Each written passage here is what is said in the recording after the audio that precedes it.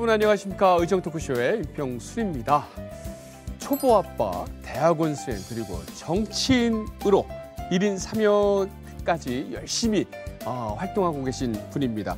바쁘지만 그 어느 하나도 소홀히 하지 않겠다라고 하는 당찬 남자, 과천에서 온 남자, 오늘 캠핑 손님입니다. 김현석 경기도 의원과 함께 이야기 나눠보죠. 의원님 안녕하세요. 네, 안녕하십니까. 예, 반갑습니다. 과천에서 온 남자 김현석입니다. 처음은 이제 시의원으로 시작했고 현재는 도의원.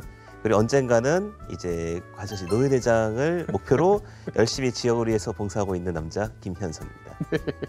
아니 젊으신데 무슨 노인회장이에요?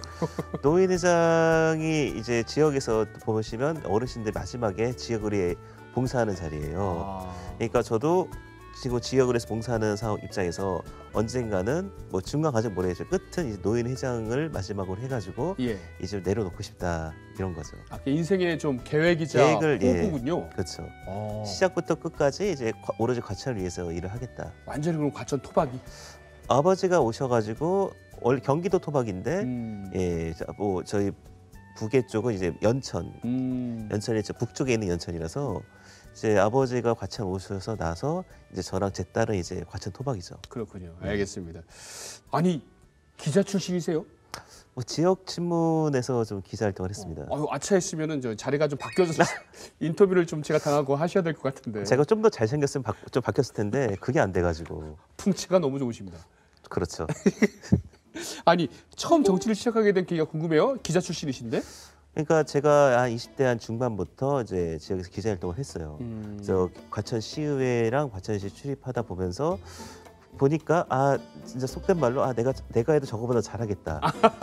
그 당시에는 이게 내가 해도 저거 잘하겠네. 왜 나라고 해서 못할 게 없지 않냐 해서 했다가 이제 삼수 끝에 됐죠. 저도 2010년도에 몸모를 무소속 나갔다가 떨어지고 14년도에는 이제 공천을 나번 받아가지고 나갔다가 또 전사를 했고 18년도에는 제가 나갈 생각이 전혀 없었어요. 네네. 그때 당 분위기 어렵고 제가 14년 떨어진 이후로는 회사 생활을 해가지고 그 당시에도 회사 이제 이직하는 과정에서 연봉 협상 중이었거든요. 네네. 병원 쪽에서 일을 하려고 해서 그때는 홍보팀에서 근데 하다가 이제 속되면 멱살을 잡히고 나온 거예요. 청년 여성을 반드시 내야 되는데 그 당시에는 할 만한 사람들도 구하기 어려워가지고 어쩌다 보니까 여기까지 왔네요. 2018년도면은 이제 삼수생인데 삼수 그때 아마 해당 당이 굉장히 어려웠던. 굉장히 어려웠죠. 그죠. 그때 의석이 과천시의회가 몇 석? 과천시의회도 7명 중에 처음에 2석이었어요. 나중에 가서 4석이 됐는데. 그걸 또 해내셨어요? 어쩌다 보니까. 이야 대단하십니다. 그런데 참 저는 아까 그 말씀이 되게 신기한 게 기자로서 정치인들 취재를 하고 인터뷰를 해보다 보니까 내가 더 잘할 수 있겠는데? 아니 어쩜 그런 생각을 하셨어요? 그때는 진짜 제가 솔직히 말해서 좀 얕봤던 그런 정치인들 이런 게 보니까 이 사람들이 이렇게 생각할 수밖에 없었구나 이런 것도 이해를 하게 됐어요. 근데 결과적으로 제가 좀 더 잘한 것 같긴 하지만 그래서 이해를 하게 되더라고요. 왜냐하면 시의회 기초의원들이 가가지고 할 수 있는 게 사실 많지가 않아요. 그러니까 딱 도의회에 가서 놀랐던 게 우리가 예산 증액이나 이런 거 할 수 있는 거에서 상당히 놀랐어요. 이런 것도 할 수 있는구나. 그러니까 저희가 7명이 조그만 시의회가 상임위도 없어요. 우리는 다 특위 구조라서 특위 구조에서 좋은 것도 있어요. 왜냐하면 회의를 이제 상임위 구조에서는 회의를 진행할 수가 없잖아요. 초선 의원들이. 근데 특위 구조는 한 번씩 다 돌아가다 보니까 제가 그래도 회의 진행을 조금 잘했다고 생각합니다. 그러다가 막 의원들하고도 싸우기도 하고 왜냐하면 발언을 제재해야 될 때 계속 얘기하신 분 있으면 좀 계속 막다가 또 왜냐하면 위원장을 하려면 당을 떠나서 회의 진행 좀 공정성을 기해야 되니까 같은 당이라도 좀 그만 좀 제재했다가 또 뒤에서 또 싸우고 어쨌든 나는 잘했다. 살짝 얕잡아봤지만 막상 또 의회에 입성해 보니 그럴 만도 했네라고 이해도 했지만 내가 좀 잘했다. F까지는 아니고 그래도 한 B-까지는 B까지 C는 좀 아니고 B-까지 받을 수 있는 것 같네요. 그래도 기초의원으로서 일을 굉장히 많이 하셨다고 들었습니다. 가장 기억에 남는 일, 태양광 발전소 설치를 막았던 일이 좀 회자가 되고 있어요. 의원 초기 때 이제 과천 서울대공원에 이제 그 당시만 하더라도 태양광을 정부 차원이나 어떤 사회에서 계속 그 푸시를 했어요. 엄청났죠. 엄청났죠. 전국이 다 그렇죠. 태양광 설치에 붐이 일어났었죠. 뭐 지금 와서 이 태양광 부분에서 특정 어떤 집단 이런 부분이 결탁됐다는 얘기도 있고 그런 뭐 ESS였죠. 그 폭발 위험부터 해가지고 여러 가지 이슈들이 있는데 예. 그 당시에는 뭐 제 혼자 한 건 아니고 지역 주민들이랑 활동가 분들이 계셔가지고 이거를 들어오게 하면 안 된다 해서 서울시청 앞에서 시위하시는 뭐 제가 그 주도를 한 건 아니지만 같이 시민들 도와드리면서 하다가 이제 좀 막게 된 거죠. 그 과정이 좀 험난은 했고 뭐 참 어려운 부분도 많았습니다만 결국 그걸 막아냈고 그래서 그거가 아직 가장 기억에 남습니다. 그때는 어느 지자체든 네. 태양광 설치하자 뭐 이런 분위기였거든요. 근데 근데 굉장히 마찰이 굉장히 심했을 것 같아요. 아마 서울 수도권 내에서 가장 큰 규모로 진행이 되려고 했었어요. 예. 서울 대공원 주차장에다 태양광을 설치해서 네. 서울 대공원이 또 크지 않습니까? 또 부지가 엄청나죠. 부지가 엄청나죠. 근데 서울시당이고 그래서 좀 그걸 막으려고 하다 보니까 뭐 그런 환경 단체라든지 그런 걸 지지하는 언론 집단 뭐 집단들에게서 계속 공세가 들어왔는데 예. 그래서 시민들이 끝까지 이건 아니다 또 같이 싸워주시고 했고 그래가지고 막게 됐죠. 그래서 경기도의원에 당선되시나요? 글쎄요. 어떻게 해서 여기까지 온지 저도 잘 모르겠습니다. 저도 뭐 우스갯소리지만 청년 의원 중에서 제가 유일하게 경선까지 거쳐서 와가지고 네. 지역에서 그런 활동을 그래 잘해서 경선도 이기고 여기까지 오게 된 거 아닌가. 어쨌든 결론적으로는 그 태양광 사업을 좀 막은 게 네. 어찌 보면 결과가 좋았나요? 시민들의 반응은 어땠나요? 일단은 의원 초기 때 벌어진 일인데 시민들의 반응은 보수랑 중도층에까지 이건 어필이 됐던 상황 같습니다. 뭐 진보 진영에서는 이건 태양광에 대해서 우호적이지만 과천의 어떤 중도 보수나 중도층 입장에서는 네네네. 이건 안 된다. 왜냐하면 아파트 한 200-300m 주변에 설치되는 거라서 빛 반사라든지 ESS 문제 이런 거 상당히 우려를 나타냈거든요. 예. 그래서 그 부분들이 저 시민들한테 좀 어필이 된 것 같습니다. 아니 지금 말씀 중에 살짝 다른 얘기를 하면은 목소리가 되게 음색이 좋으세요. 성우 같으십니다. 고등학교 때 이제 합창단을 했었고요. 예, 합창단을 하다가 그때 좀 PC방을 많이 가는 바람에 잘렸죠. 에? 아니 합창단하고 PC방하고 무슨 연습을 해야 되는데 연습을 안 하고 이제 PC방 가서 놀다가 게임을 좋아하는 학생. 제가 수능 전날까지 게임을 해가지고 아이고야. 게임을 상당히 그때 많이 했죠. 예. 지금은 뭐 하라고 해도 이제 피곤해서 못 하는데 뭐 20대 때까지만 하더라도 진짜 게임 많이 했죠. 그래요. 네. 야, 그 수능 전날까지 게임을 하셨는데 대학 잘 가셨나 봐요. 그래도 서울 안으로 갔으니까 머리가 좋으신가 보다. 그런 건지 모르겠네. 합창단 하시다가 이제 PC방으로 놀러 가셔가지고 합창단 잘렸다는 이야기. 네. 노래 잘하시나 봐요. 풍채가 있으니까 막 테너를 같아요. 했는데 지금 훈련이 안 돼. 지금 바리톤까지 내려갔을 거예요 지금은. 혹시 좋아하는 애창곡이나 가곡이나 한 소절 살짝 부탁드려도 될까요? 캠핑장인데 캠핑장이잖아요. 분위기 얼마나 좋아요.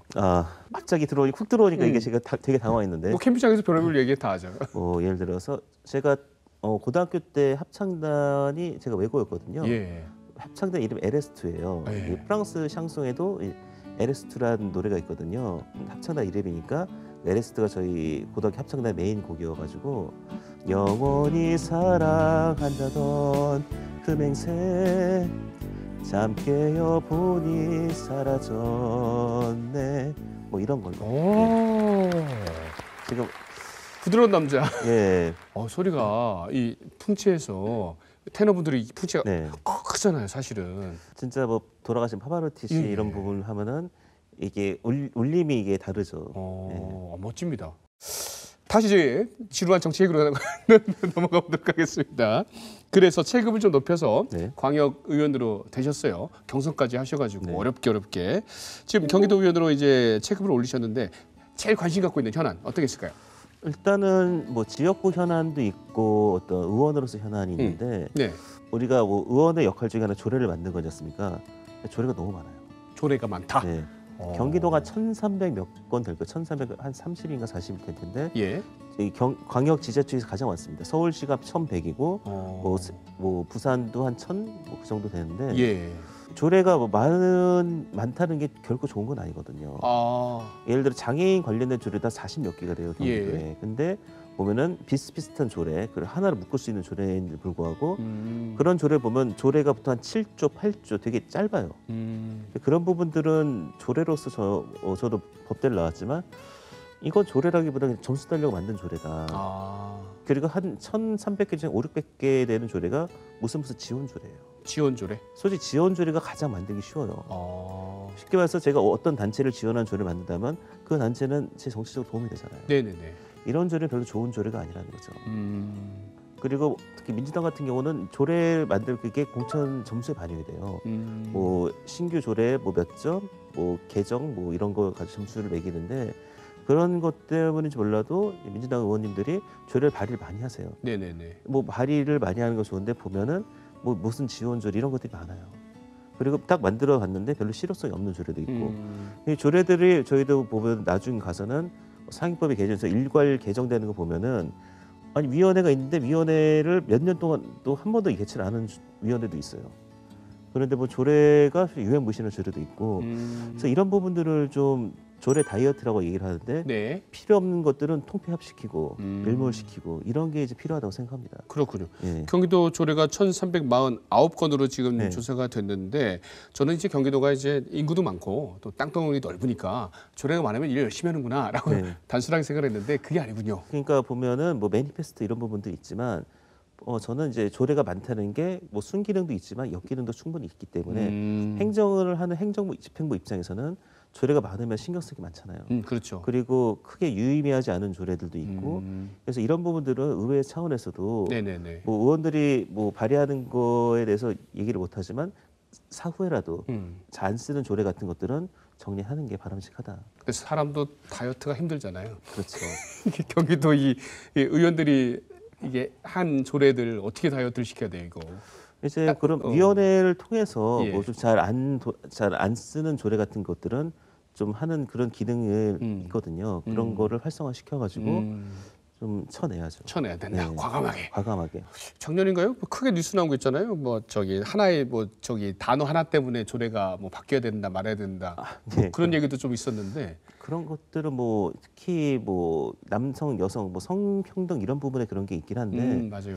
뭐 단어 하나의 의미가 완전 달라지는 거 있으니까 되게 조심스러운 부분이긴 해요. 또 이게 또 특히나 지금 요즘 시대가 너무 이제 흑백으로 되잖아요. 이게 진보 아니면 보수, 중간 지대가 없기 때문에 이게 첨예하게 대립하는 부분에 대해서는 좀 조심스럽게 접근할 필요는 있습니다. 알겠습니다. 조례 다이어트 잘 되기를 응원하겠습니다. 저도 다이어트. 저도 다이어트. 화이팅, 화이팅, 화이팅. 우리 뱃살 좀 다 없애야 돼요 이제. 자, 과천시의 유일한 광역 의원입니다. 과천시가 저 몰랐는데 경기도 의원이 딱 한 분이에요. 한 12년 전인가는 2명이었거든요. 두 분이었어요? 인구가 7만, 6만? 그러니까 보통 저희가 7만으로 유지되다가 한 8년 전쯤에 재건축을 한다고 5만 한 6, 7천까지 확 떨어졌어요. 이러면서 이제 지역구 하나, 둘이 있던 게 하나로 줄어들었고 지금은 한 7만 한 8천까지 늘어났거든요. 그래서 다음 선거 때는 이제 저희가 과천 지식정보타운이 이제 유입이 되고 있고 해서 아마 다음 지방선거 때는 2명으로 되지 않을까. 좀 외롭습니다. 지금 좀 외롭네요, 혼자니까. 혼자 외롭죠. 전 과천이 작지만 강한 도시로 알고 있는데 도의원님은 혼자니까 외로우시네요. 아니 뭐 저희도 뭐 옆에 안양도 있고 의왕도 있고 의왕군포 하니까 같이 움직이니까. 같이 움직이니까 뭐 안양에 있는 김재현 의원이나 이런 분들이랑 같이 하니까 바로 옆에 인덕원이면 생활 반경이죠. 그렇죠, 똑같이 거의 비슷하죠. 그렇죠. 자, 그러면은 우리 지역구 현안 사랑하는 과천을 위해서 어떤 것들을 한번 풀어야 될까요? 솔직히 되게 많습니다. 근데 많긴 한데 지금 특히나 지금 이슈가 되고 있는 게 이제 학교 관련된 문제입니다. 학교요? 이제 아이들이 어떤 교육 환경 문제라고 하는데 예를 들어 지금 지식정보타운을 제가 방금 말씀드렸는데 지식정보타운이 이제 작년부터 이제 유입이 되고 있어요. 올해 이제 며칠 전에 S5 입주민들이 오시고 계시는데 학교가 이제 새로 생겼어요. 이제 율목초등학교가 생겼는데 학교를 가서 놀란 게 철봉이 없어요. 철봉도 없고 놀이시설이 없는 거예요. 아직 설치 안 한 거 아니에요? 지난학기부터 개교가 돼가지고 운행이 되고 있는데 축구 골대 2개만 딱 있고 운동장 아무것도 없어요. 운동장은 철봉 기본이죠. 철봉 기본이죠. 그러니까 뭐 개교 예산을 받아서 학교에 또 전자칠판 이런 데다가 예산을 좀 할애하다 보니까 학교 시설이 좀 운동장이 많이 부실해요. 너무 첨단에만 신경을 썼고. 그렇죠. 학교 운동장에 그래 철봉이나 아니면 미끄럼틀 하나 좀 있어야지 좀 그런데 예. 그런 게 없으니까 이거는 어떻게 좀 예산을 확보해야 되겠다 그런 부분.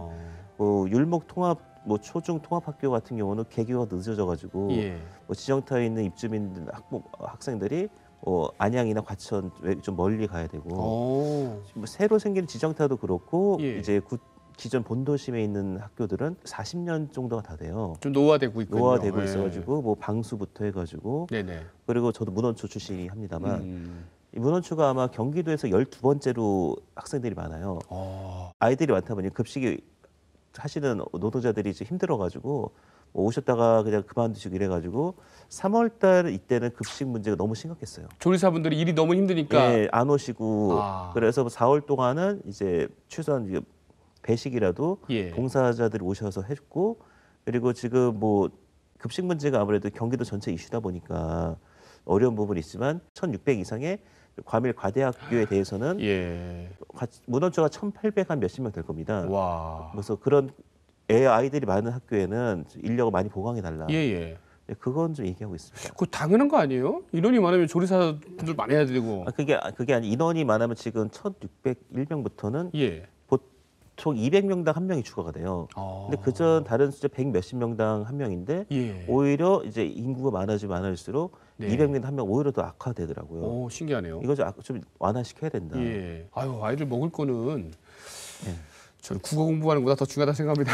어쨌든 저는 몰랐는데 과천은 교육도 되게 훌륭한 도시인데 이게 과밀이나 이런 문제들이 좀 있네요. 이제 신규 아파트들이 오다 보니까 예. 지금 재건축을 해서 오는데 이제 네네. 신혼부부 특공들에 대한 부분들이 좀 인구 추계가 저도 시연 때에서 얘기를 한 건데 예. 추계를 잘 못했어요. 네. 예, 신혼부부 특공으로 과천 정도 오려면은 아이들이 3명, 4명 이런 아이들이 많은데 그냥 평균치로 접근하다 보니까 지금 본도심에 있는 청계초 이런 경우도 좀 학교 시설이 모자라고 예. 전반적으로 이제 또 과천이 재건축이 또 3기 재건이 들어갈 건데 그런 걸 하려면 미리미리 지금부터 준비를 해야 됩니다. 알겠습니다. 과천 행복드림센터 네. 건립 장애인 시설이죠? 장애인 전용 발달 장애인 시설입니다. 그렇죠. 어떻게 건립이 잘 되고 있습니까? 뭐 예산은 제가 확보를 했고 이게 원래 처음에는 발달 장애 플러스 노인 일자리 시설까지 같이 들어오기로 했어요. 근데 발달 장애나 노인 시설 같이 들어오면은 어떤 사례를 봤을 때 어떤 문제들이 많이 생기더라고요. 뭐 성문제라든지 네네네. 폭행 문제 이런 게 생겨가지고 제가 시의원 때부터 계속 시에다 얘기를 했어요. 이건 안 된다. 분리를 해야 된다. 같이 하면 안 되는데 그때는 안 됐고 신 시장님이 새로 오시고 나서 이걸 얘기 드리니까 그건 김현 말이 맞는 것 같다고 해서 이제 분리가 됐어요. 예. 그래서 여기는 오롯이 발달 장애인들이 단기 보호 시설이랑 일자리. 제가 시의원 때부터 가장 하고 싶었던 게 네. 이제 발달 장애인 관련된 이거를 많이 제가 생각을 많이 하고 있어요. 예. 그래서 제가 개인적으로 하고 싶은 거는 발달 장애 학생들이 어떤 일자리가 지금 없잖아요. 그래서 그런 아이들이 이제 빵을 만들어서 네. 뭐 저는 뭐 햄버거 빵이나 소세지 빵을 만들어서 학교 급식이나 급식으로 납품을 시켜가지고 네네. 이게 뭐 한 달에 2번, 3번 이렇게 고정적으로 납품하면 이게 계속 돌아가잖아요. 네. 그러면 그 아이들한테 고정적 일자리가 생길 테고 그거를 하고 싶었는데 뭐 햇섭인가 뭐 인증부터 해가지고 어렵다고 그 당시에 뭐 제가 야당이었으니까 잘 안 돼가지고 이게 생기면은 그걸 다시 한번 추진해 보려고 합니다. 그러면은 건립은 언제쯤 가능할 걸로? 27년 정도로. 6, 7년 정도? 예, 어제 시유지라 가지고 예산은 특조로 확보가 됐고 15억이. 뭐 시장님도 의지가 있으셔가지고 조만간에 착공은 들어갈 거라고 봅니다. 제가 알기로는 그 과천 시장님이 사회복지 전공하신 걸로 알고 있는데 네. 관심 꽤 있으시겠어요? 그러니까 저도 딱 그 분리해야 된다고 해서 바로 그냥 한 큐에 들어주셔가지고 되게 고마웠어요. 사회 좋으신가 봐요. 네. 업무적으로는 진짜 이게 많이 좀 케미가 맞다 이런 게 되는 거죠. 지역 주민 중에 그 장애 자녀를 갖고 계신 분들이 좀 되게 환영할 일이죠. 저도 엄밀하면 아버지가 또 장애인이셔가지고 뭐 장애인 가족이기 때문에 장애인 부분은 정말 관심이 많습니다. 알겠습니다. 정말 할 일이 많으셔가지고 참 취침 시간이 수면 시간이 되게 적다고 제가 소문 들었어요. 경기도 의원 중에 제일 잠을 안 자신다고. 낮잠을 좀 자죠. 낮잠. 오늘은 몇 시간 주무시고 나오셨습니까? 그래도 오늘 많이 잤어요. 오늘은요? 6시간 잤네요. 6시간이요? 네. 난 9시간 잤는데. 바쁜 정치인, 남편, 아빠인 탓에 가족들이 좀 서운하시죠? 딸 등려? 작년 8월에 작년 8월에 예쁜 공주님 얻으셨다고 이쁘죠. 들었었는데. 그 딸에 대해서 얘기하려면 이거 방송 분량 한 2시간을 늘려야 되기 때문에 그렇게 이뻐요? 그렇게 이쁘죠. 아. 이럴 줄 알아 진작 결혼하고 진작 날 걸. 예. 하루에도 몇 번 생각해요 이걸. 눈에 넣어도 안 아프다. 그게 막 이해가 갑니까? 정말 이해가요 그게. 그래서 그 아이들 보육 문제를 어떻게든 예산을 확보해서 과천에 좀 할 수 있을까. 요새 그게 관심이죠. 정치는 개인적인 거니까. 네. 그런데 과천이 또 지금 경기도에서 두 번째로 아마 출산이 높을 거예요. 이게 그래요? 뭐 새로 신규 유입되는 신문부 특공 때문에 기인하는 거긴 한데 예. 그만 과천의 어떤 필요한 니즈도 일단 네. 아이들을 교육 문제이기 때문에 뭐 저도 그 흐름 속에서 제 딸아이도 하겠지만 어차피 과천에서 되게 그거에 대한 목소리가 높습니다. 그래요? 그럼 보육 문제는 앞으로 이제 과천시 오셔서 확인하시면 네. 벤치마킹 하시면 될 것 같다 이렇게 그렇죠. 생각하면 되겠네요. 제 뭐 딸아이를 비롯해서 우리 과천 아이들을 위해서 그럼요. 어떻게 해야죠? 딸을 위한 게 우리 아이들을 위한 거죠. 그렇죠. 네. 동일선상에 놔야죠 다. 어느새 마지막 질문입니다. 네. 내 인생의 인문학 시간입니다. 노래, 소설, 영화 많이 있잖아요. 인문학이라고 하면 어떤 걸 좀 선정하시겠어요? 제가 이제 이게 문과다 보니까 뭐 20대 때는 뭐 솔직히 그때 뭐 시를 써보겠다 해서 좀 그런 적이 있었어요. 네. 뭐 그냥 시가 아니라 저는 약간 정형시를 좋아해가지고 뭐 어떤 시조라든지 뭐 일본 하이쿠 아니면 중국의 어떤 시 이런 걸 고민하다가 지금도 기억이 나는 시조가 하나 있어요. 시조. 예. 와, 시조. 시조라기보다 이제 중국의 당나라 때의 백거이라는 시인이 있어요. 저 이태백, 뭐 두보 이렇게 해서 당나라 중기 때의 어떤 되게 유명한 시인인데 그분이 그냥 시인이 아니라 네. 이제 공직자였어요. 그래요? 그분도 뭐 정치가로서 활동을 하다가 뭐 이제 속된 말로 이제 들이대다가 이제 낙향도 하고 좀 부천이 나는 분인데 예. 이분이 쓴 신제포구라는 시에 이런 부분이 있더라고요. 이제 안등 말리고 개과주사은 온난 개여야 천하무한인.